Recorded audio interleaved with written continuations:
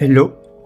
À ton avis, pourquoi l'astrologie karmique est bien plus profonde et enrichissante que l'astrologie occidentale? Eh bien tout simplement parce que l'astrologie occidentale se contente d'énumérer en fait tes comportements, tes réactions, tes agissements, sans pour autant remonter à la cause. Donc elle ne fait qu'énumérer tes comportements symptomatiques, mais jamais n'en décrit la cause.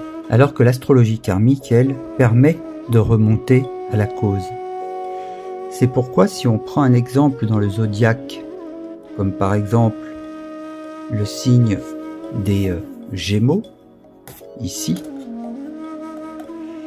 et que l'astrologie occidentale va te dire tout simplement les Gémeaux sont très bavards, sont des très bons spécialistes en communication, ou ça peut donner aussi des artistes graphistes extrêmement doués, mais jamais l'astrologie occidentale n'ira plus loin que d'énumérer le fait que les Gémeaux sont des bavards, sont des pipelettes, sont des spécialistes en communication.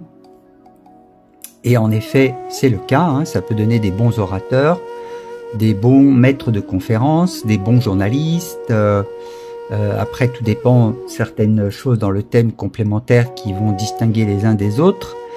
Mais on va dire que spontanément, ça va être, on va dire, leur dada aux Gémeaux, la communication.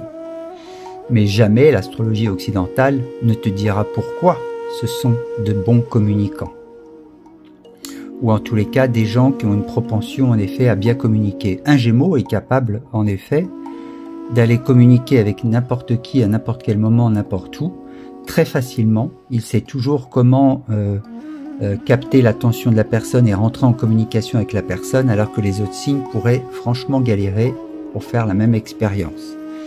En tous les cas, devrait réfléchir à comment aborder une personne. Le Gémeaux, lui, va savoir comment le faire immédiatement, instinctivement. Et l'astrologie karmique sait pourquoi, alors que l'astrologie occidentale l'ignore totalement.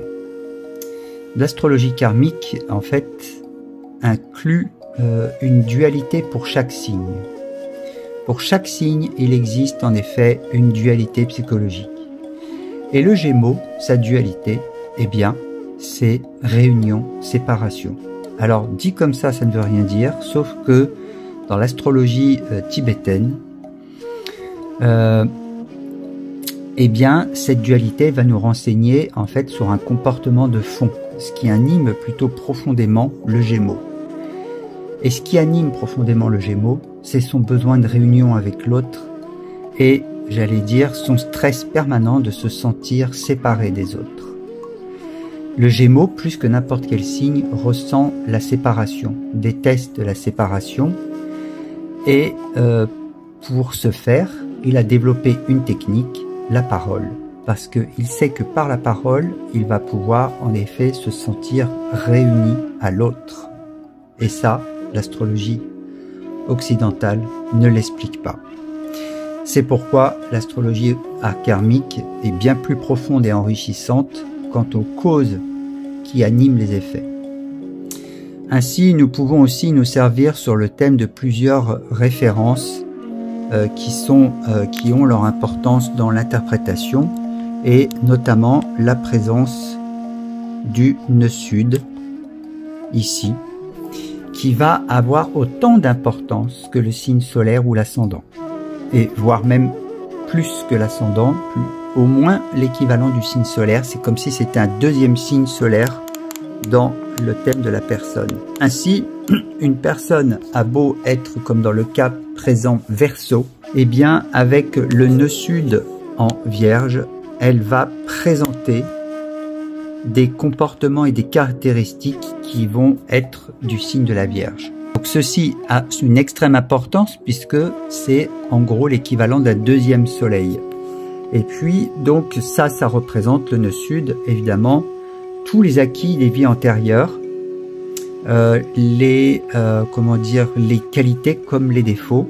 Et évidemment, le nœud sud va s'appuyer sur tout ce qui nous comment dire, nous ralentit dans notre évolution par le poids des habitudes de comportement. Donc je dis bien le poids des habitudes de comportement, ça a son importance, et le nœud sud le décrit très bien. C'est pourquoi il y a son opposé qui existe, à savoir le nœud nord, ici. Et le nœud nord, lui, va permettre de comprendre quel est le choix que la personne a fait quant à son projet de vie dans cette vie-ci. C'est-à-dire, quel choix l'entité a fait, l'âme a fait pour venir complémenter ce poids des habitudes acquises dans des vies antérieures qui en fait deviennent un frein pour l'évolution. Donc elle éprouve le besoin de compléter son système de fonctionnement par le signe opposé. Ici le poisson. Donc ce sont des éléments d'interprétation avec tout le reste, avec la présence éventuellement de planètes rétrogrades, et aussi d'une manière plus générale, comme nous le voyons ici, ce que nous appelons en astrologie karmique les interceptions.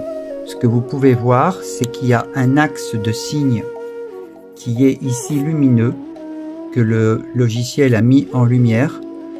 Pourquoi il est lumineux? Parce qu'en fait, il est considéré comme étant enfermé dans, comment dire, c'est comme s'il était enfermé dans une maison, dans un duo de maisons, puisque tout marche par duo. Nous avons ici donc la maison 11 et juste en face la maison 5. Et cet axe de signes, c'est comme si elle était enfermée dedans. C'est-à-dire qu'il n'y a pas de pointe de maison qui tombe dans le poisson ou la vierge. Nous avons donc la maison, ici la maison 12, qui précède, ici c'est la maison 11, donc on voit bien la pointe de la 12 qui tombe en bélier, la pointe de la 11 qui tombe en verseau, mais aucune pointe ne tombe dans le signe du poisson ou du signe de la vierge comme c'est le cas pour tous les autres signes. Donc il arrive en effet que des axes interceptés, qu'on dit interceptés, ne présentent aucune pointe de maison, et c'est comme si en effet cette interception donner lieu en fait à un aveuglement total ou à une zone d'ombre totale dont la personne ne peut pas prendre conscience de manière directe. Là encore, l'astrologie karmique permet en effet d'éclairer sur cet ensemble de comportements à la fois en signe et en maison dont manifestement la personne n'a pas accès de manière directe, c'est-à-dire que rien dans la vie ne lui renvoie de manière consciente la problématique incluse dans l'interception. Donc tous ces facteurs entre le soleil, la lune, les signes lunaires, des nœuds lunaires, etc. Les planètes rétrogrades, bon ici il n'y en a pas, mais ça arrive qu'il y en ait, et parfois même beaucoup. Donc les planètes rétrogrades, tout ça nous renseigne en fait sur quel comportement la personne peut avoir, quelle façon de penser la personne peut avoir, et dans quel domaine ça va s'effectuer, et quelles vont être les répercussions de ce système, comment dire, face aux circonstances ou aux relations aux autres. Donc c'est pourquoi l'astrologie karmique est bien plus profonde et bien plus riche que l'astrologie occidentale, et la présence en effet des nœuds lunaires qui n'existent pas en effet en astrologie occidentale, eh bien va permettre à la personne, à l'interprétation en tous les cas pour le thème de la personne, ça va permettre une meilleure compréhension en définitive de comment fonctionne la personne.